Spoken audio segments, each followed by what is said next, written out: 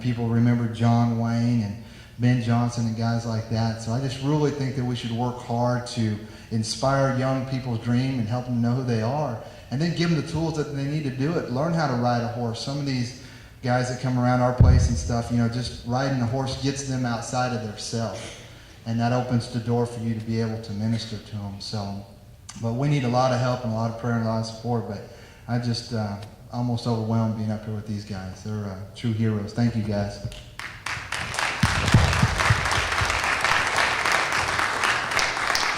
I'd like to say one thing about kids. I've been real fortunate in having to talk to some fifth graders every now and then at these festivals.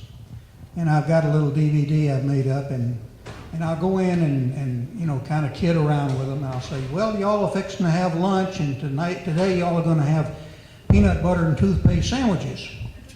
And, they say, oh, no. But then I tell them Gene Autry's code of 10 things, don't lie, be nice to your parents, and all these. I've got them in my pocket and I can't remember.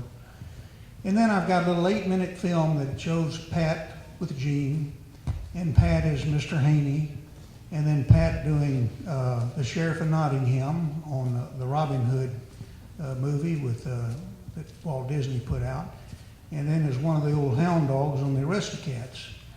And so they're laughing because they're getting to see the cartoons and everything. And then when it's over, I say, can anybody remember any of Gene Autry's, things of the code for 10?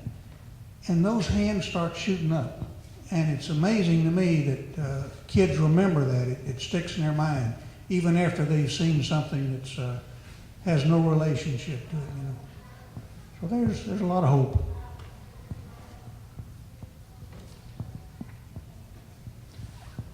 Don, I know you worked with kids because you used to do that when you was a kid. Yeah. Like I said, I love kids. I used to play with them when I was little all the time.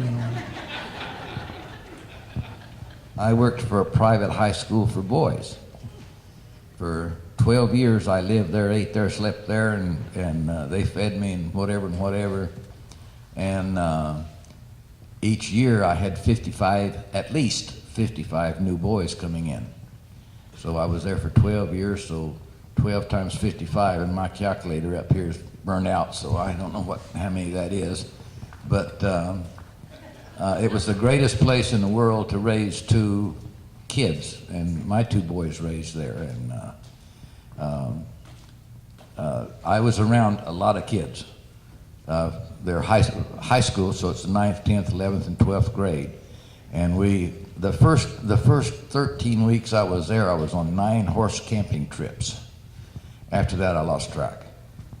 But it was an experience, and these kids come from all over the world. We had the president of the Hong Kong Bank. He sent 2 sons there. The nephew of the Kuwait of the Shah of Kuwait, his nephew went there.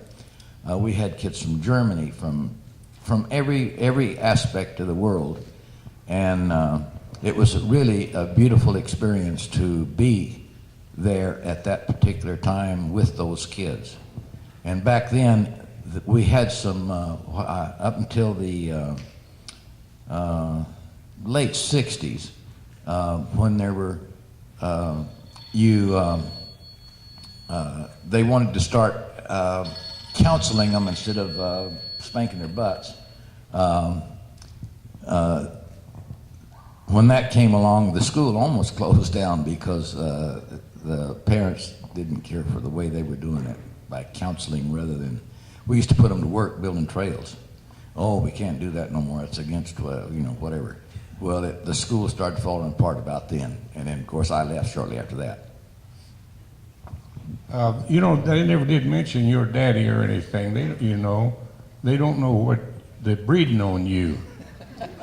When I first got to Hollywood in 1952, you was about 10 or 12 years old. But you had an older brother. What was his name, one that helped your daddy so much? His daddy was Fess Reynolds. No, I didn't have another brother older than me. Was you the oldest? I was the oldest. Well, which one of them that still work and that has it? He's my brother, but he's much younger than I am. He is? He's only half brother. Oh. Anyway, his daddy trained everything. I mean, he could train a pigeon, but he had specialized, I think, in Brahmers, didn't he? Brahmers, yeah. Boy, he had Brahmers that jump over cars. He had Brahmers that would eat out of your hand.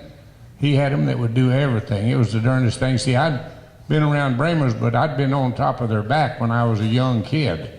And I never thought about putting a ring in their nose and leading one of them around. Well, I rode those that he had, almost every one of them. Oh, yeah. I'm going to tell y'all one more story. It's the last time I roped a calf. In 1950, here at this rodeo is when I got my RCA card, number 1403. The last time I roped was in 1977 in Taiwan, in Taipei, Taiwan. And I went overseas with Bob Cook. We took a rodeo group over in Taiwan. So we didn't have any of the boys there that could rope. So I said, well, I'll rope. And he said, well, rope on this old horse here. That's the one that they use for picking up the bronc riders, the bareback riders. So I backed this old horse up in back there, and he just sat there just like this. And I nodded for that calf. I went out just like it, put it right on him. And I stepped off on this side. When I stepped off, I fell down. And I finally got up and got a hold of the rope. And that old horse started kind of following me. And that calf was fighting at the other end of the thing. And when I got out there, the calf knocked me down. And I finally got up. And I got that calf tied in about a minute and a half. And I got a standing ovation. Because they thought that was the funniest. If I'd have roped that calf in 9 flat, they'd have said, what happened, you know? But the way I did it, they thought that was the funniest thing they'd ever seen in their life. They wanted me to do it the next time. I was so sore the next morning, I couldn't hardly get out of bed. We got just a couple of minutes left here. Has anybody else got a question? Well, we hope you've enjoyed it, and we're going to have some picking and hollering, and this old boy walking down here is going to have a minute. Bob, Don, Pat, Scott, we appreciate it. Thank you a whole lot. Appreciate it. Enjoyed it.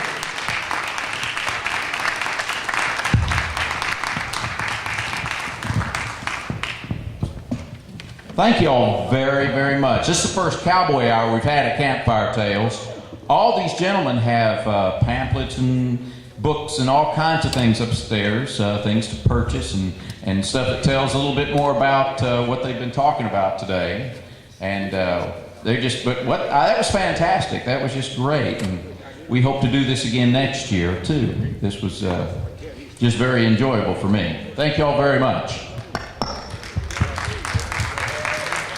Y'all make sure that you they'll be up here. Make sure you stop by and just visit with them a little bit.